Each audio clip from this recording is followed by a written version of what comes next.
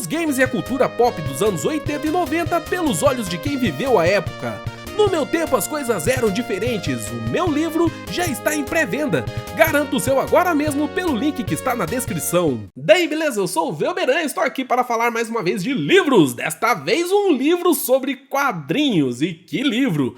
Pancadaria, do Reed Tucker, que traz um embate entre a DC e a Marvel, desde os anos 30 com o surgimento do Superman até os dias de hoje com a nova fase dos super-heróis agora nos cinemas. Esse livro eu fui encontrar ele enquanto eu estava procurando um capista pro meu livro. Eu encontrei a página do Elmo Rosa, tava vendo o portfólio dele, eu bati o olho no Pancadaria, eu falei, mano, que capa mais massa, velho. Eu vou ter que chamar esse cara. E acabei contratando ele pra fazer a capa do meu livro, porque só de bater o olho naquela capa, eu já fiquei com vontade de ler. Então eu pensei, é esse daí o cara. Felizmente o livro era tão bom quanto a capa. Eu não tenho aqui ele pra ficar balançando pra vocês, porque eu li ele pelo Kindle, né? Tem ele digital, inclusive no Kindle Unlimited, né? Aquele serviço que você paga uma assinatura e tem um monte de livro pra ler. E eu li ele por lá mesmo. E como que é esse Pancadaria? O livro, ele é bem jornalístico, ele não se parece tanto, por exemplo, com a Guerra dos Consoles, que também tem um embate épico, só que dessa vez nos videogames, entre a Sega e a Marvel, só que contando no ponto de vista do Tom Kalinske, como se fosse uma biografia. Aqui no Pancadaria não é bem assim não,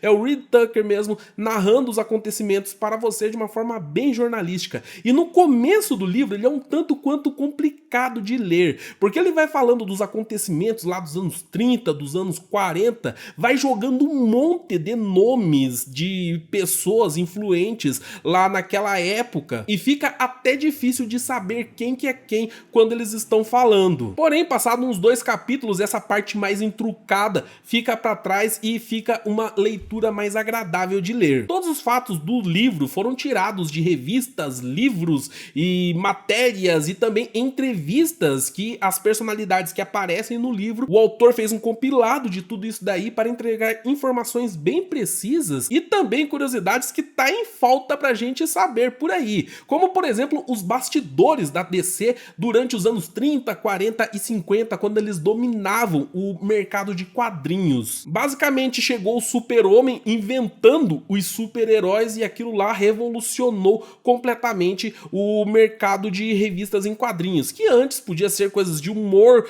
algumas vezes com animais antropomórficos, tinha romance, faroeste, mas nada assim que fugisse tanto da realidade quanto o Superman. Chegaram depois Batman, Flash, Lanterna Verde, Mulher Maravilha, todo aquele pessoal lá, e essa parte da história a gente já conhece. Porém, durante aquele período, a DC ficou um tanto quanto confortável na sua posição como líder absoluta no mercado de quadrinhos e não se esforçava tanto para fazer as revistas assim, para fazer suas histórias. Afinal de contas, qualquer coisa que eles lançavam lá vendiam pra caramba. Enquanto isso, a Marvel estava tentando também um lugarzinho no mercado de quadrinhos. Isso daí foi um lance bem curioso, porque quando a gente vai ver a história da Marvel contada em algum blog, em algum site, ou mesmo em veículos da Marvel, né? Eu quando lia Marvel lá nos anos 90, eu vi muitas vezes essa história contada, eles sempre falavam do período de glória da Marvel durante a Segunda Guerra Mundial, quando apareceu o Capitão Marvel, o Tocha Humana original, Namor e mais alguns outros personagens. Só que depois da Segunda Guerra Mundial, todos aqueles heróis sumiram do mapa e a gente só foi ter super-heróis da Marvel de novo nos anos 60.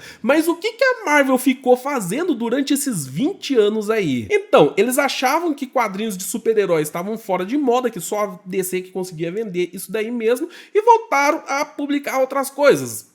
Quadrinhos de terror, quadrinhos de romance, faroeste e até mesmo algumas coisas completamente chupinhadas de personagens famosos da época, como o Pato Donald, e não era o Howard, e também o Gasparzinho. Basicamente a Marvel tentava sobreviver com o que tinha e ocupava uma parcela tão pequena no mercado de quadrinhos que os seus plágios passavam tudo batido. Até que em 1961 surgiu o Quarteto Fantástico, que revolucionou o mercado de quadrinhos quadrinhos para super-heróis com uma equipe que era uma família, e suas histórias adicionavam muito drama, adicionavam mais elementos humanos, e também a arte do Jack Kirby, o co-criador do Quarteto Fantástico, era algo assim que na época chamava muita atenção. Jack Kirby tem um traço duro pra caramba, faz os personagens tudo torto, tudo quadrado, e aquilo lá chamava atenção. Os editores da DC não faziam ideia de como que a Marvel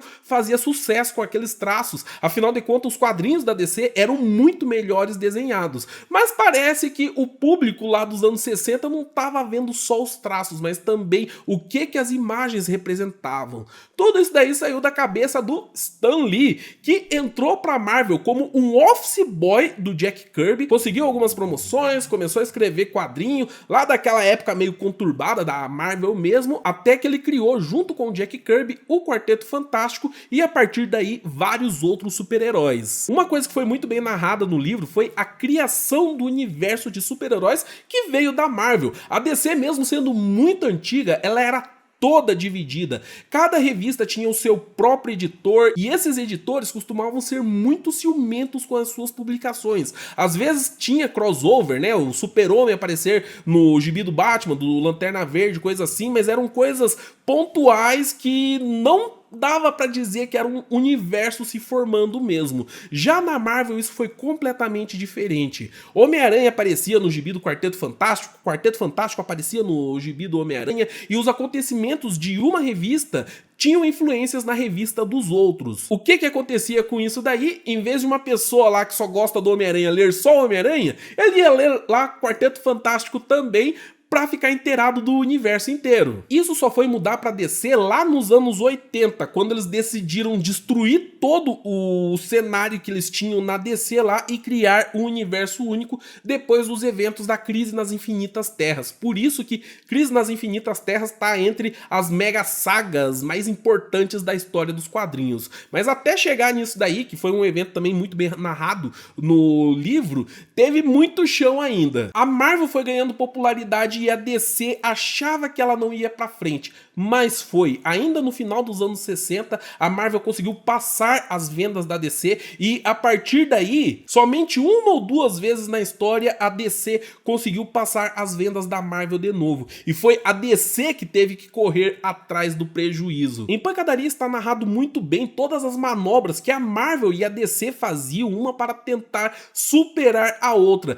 Inclusive as brigas de bastidores, roubo de funcionários e até mesmo provocações, principalmente por parte do Stan Lee, que ficava achincalhando a DC nas páginas editoriais de suas revistas. Uma das coisas que eu achei mais legal foram as partes que falavam sobre as espionagens que rolavam entre uma editora e outra, porque vamos falar a verdade, tem uma parte considerável dos heróis da Marvel que são praticamente personagens da DC com outro uniforme e alguma deficiência ou algum transtorno na cabeça. Aconteceu um lance desse daí com os X-Men, que se tornou um dos grupos mais famosos da Marvel, que tem gente que fala que foi plágio da Patrulha do Destino, um grupo que apareceu na DC 2 meses antes dos X-Men, trazendo um grupo bem diferente, bem extrovertido, e que o líder deles era um gênio em uma cadeira de roda. E apareceu os X-Men como um grupo também bem diferente, bem ousado, e que o líder deles era um gênio numa cadeira de rodas.